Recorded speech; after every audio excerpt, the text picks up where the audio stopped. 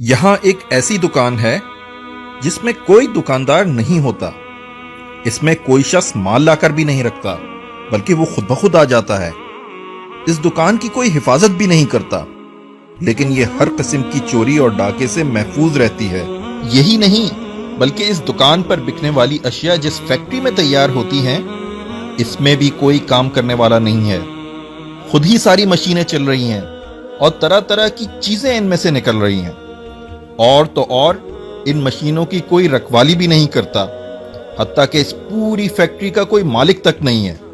میری بات تو خیر چھوڑیں، لیکن اگر یہ بات آپ کو دنیا کا بڑے سے بڑا فلسفی یا دنیا کی تمام یونیورسٹیز کے پروفیسرز مل کر بھی کہیں تو کیا آپ ان کا یقین کر لیں گے؟ یا آپ کا خیال یہ ہوگا کہ ان سب کا دماغ چل گیا ہے؟ اگر ایک چھوٹی سی دکان اور کسی فیکٹری کے متعلق آپ کا یہ خیال ہے تو یہ زمین و آسمان کی صورت میں اتنی زبردست فیکٹری جو آپ کے سامنے چل رہی ہے، جس میں یہ سورج اور چاند جو ایک نظام کے تحت چل رہے ہیں، جس میں سمندر سے بھاپیں اٹھتی ہیں، بھاپوں سے بادل بنتے ہیں، بادل کو ہوائیں اڑا کر زمین کے کونے کونے میں پھیلاتی ہیں، پھر ان کو ٹھنڈک پہنچا کر دوبارہ بھاپ سے پانی بنایا جاتا ہے، پھر وہ پانی بارش کے قطروں کی صورت میں گرایا جاتا ہے، پھر اس بارش کی بدولت مردہ زمین میں طرح طرح کے لہلہاتے ہوئے درخت نکالے جاتے ہیں، قسم قسم کے غلے، رنگ برنگ کے پھل پیدا کیے جاتے ہیں. اس فیکٹری کے متعلق آپ کیسے مان سکتے ہیں کہ یہ سب کچھ کسی بنانے والے کے بغیر خود ہی بن گیا ہے اور کسی چلانے والے کے بغیر خود ہی چل رہا ہے؟ آدمی کا جسم جن اجزاء سے بنا ہے ان میں آئرن، کیلشیم، پوٹیشیم، فاسفورس اور اس طرح کی کئی اور چیزیں ہیں.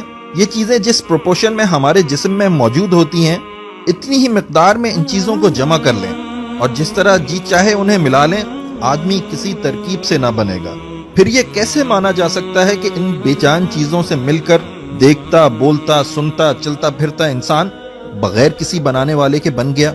ماں کے پیٹ کی ایک چھوٹی سی فیکٹری میں کس طرح یہ انسان تیار ہوتا ہے؟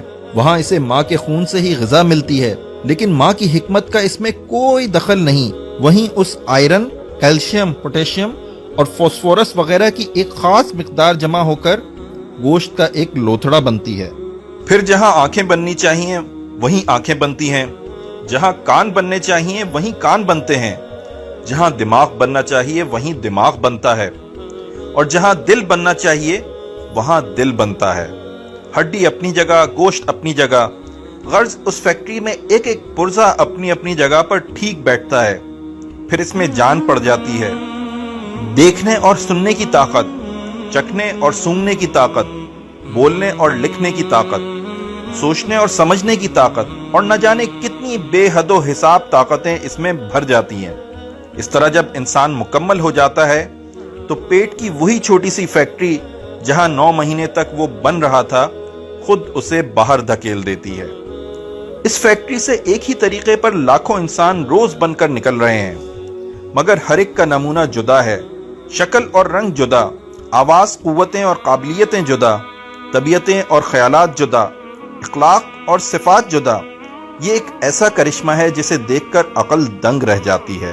اس کرشمے کو دیکھ کر جو شخص بھی کہتا ہے کہ یہ کام کسی زبردست حکمت، زبردست قدرت، زبردست علم اور بے نظیر کمالات والے اللہ کے بغیر ہو رہا ہے یا ہو سکتا ہے، یقیناً اس کا دماغ درست نہیں. اس کو عقل مند سمجھنا عقل کی توہین ہے.